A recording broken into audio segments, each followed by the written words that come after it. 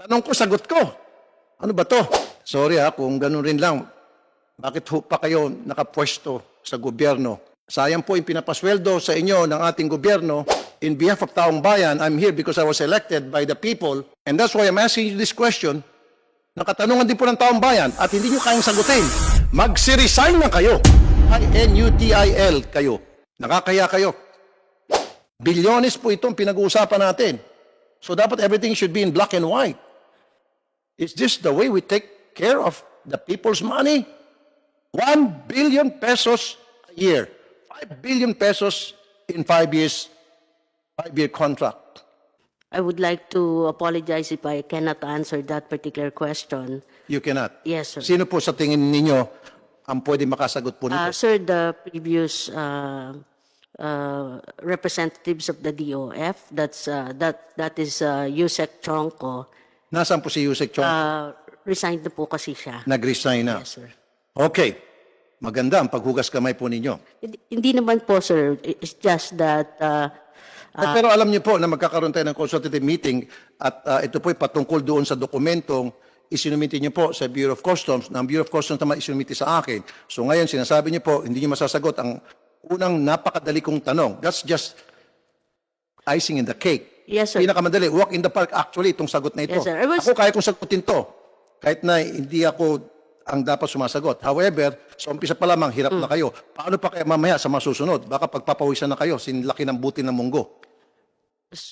Sir, I'm really sorry because I was not involved initially with the fuel marking program, and I was only given the history without the background. I do also apologize because I was not. You apologize given again? The... So, dalawa ng Poncio Pilato natin. Sorry, sir. Sasakit ang ulo ko rito. Walang makakasagot. Ako, alam ko yung sagot. Isasagot nyo na. Sasabihin nyo, COVID. Right? Inibigyan ko na kayo ng kasagutan. Ako na sumasagot ng katanungan. Tanong ko, sagot ko. Ano ba to?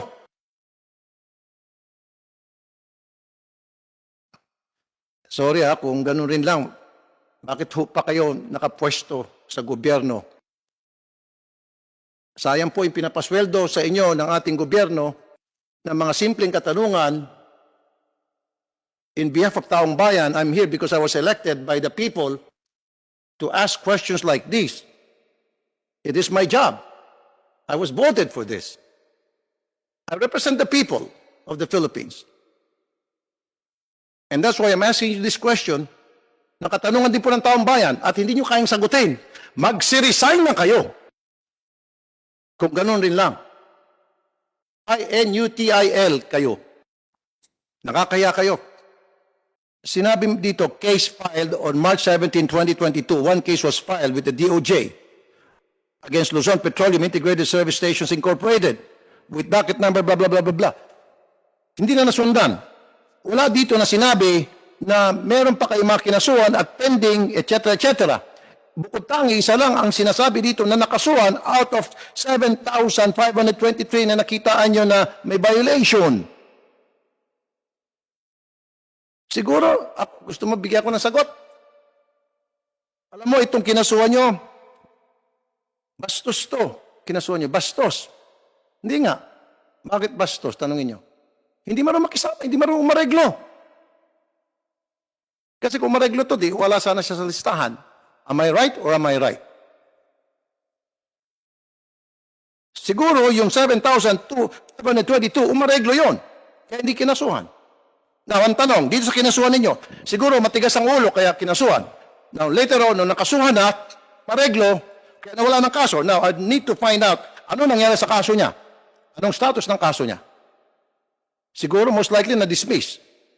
Yes, sir. I will inform po sa batas with regards po sa kaso. I need to know anong nangyari sa kaso nito. Most likely, hulaan ko na. Na-dismiss.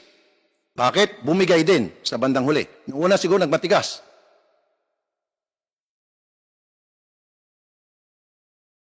Siguro sa susunod, ipapa-blue ribbon ko na lang to para maraming senador ang gigisa sa inyong lahat. At by that time, siguro, nandito yung mga taga-DOF, nandito yung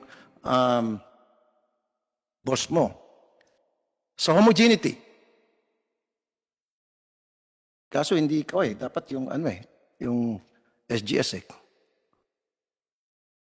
Paano natin malaman na has this been tested by the DNR, certified by the DNR, na walang heavy metal nakahalo dito and this na pollutant at mapanganib sa kalusugan ng mga tao? Meron ba taga-DNR dito? DNR. So, Good morning. good morning po, Mr. Engineer Ronaldo Tamani. Thank you for coming, sir. Yes po. In terms of dun sa composition po ng fuel marking, na-involve po kami sa DNR. Chinek po namin yung composition kung meron mga heavy metals na regulated namin. Wala naman po. Wala naman. Can I get a certificate of that? Can you meron give me a copy? May binigay po kami dati noong 2019, pero Dati. i-double Pero check gusto ko ko, lang. iba yung dati kanino binigay. I want it record sa akin. Pwede po. I need a copy of that certificate na kiniklear nyo na walang heavy metal, na hindi pollutant yun, na hindi banta sa kalusugan ng mga tao. I need that certificate kasi pangit yun eh, laway lang eh. Sige po. Dapat everything should be in writing. We're talking about 1 billion pesos a month. I mean a year contract. This is not peanuts. Peanut money. Bilyones po itong pinag-uusapan natin. So dapat everything should be in black and white. Is this the way we take care of the people's money? 1 billion pesos a year. 5 billion pesos in 5 years. 5-year contract. Dapat hindi rin puro laway lang, sir. Yes po, may provide po.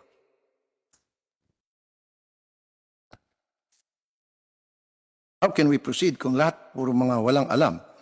Puro mga kulang-kulang yung mga dokumento natin.